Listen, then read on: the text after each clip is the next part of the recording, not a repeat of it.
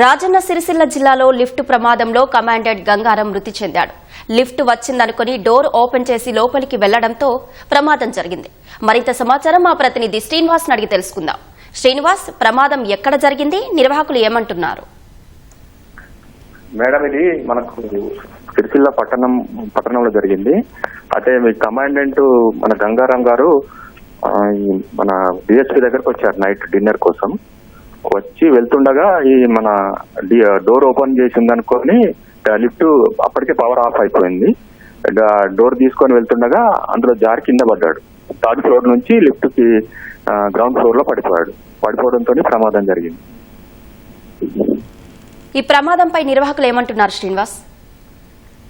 ఈ కరెంటు పోవడంతో అక్కడ గమనించుకోకుండా వచ్చి తీసినట్టు పడ్డాడన్నట్టుగా వాళ్ళు భావిస్తున్నారు ప్రాథమికంగా పోలీసులు. ఓకే, ధన్యవాదాలు శ్రీనివాస్.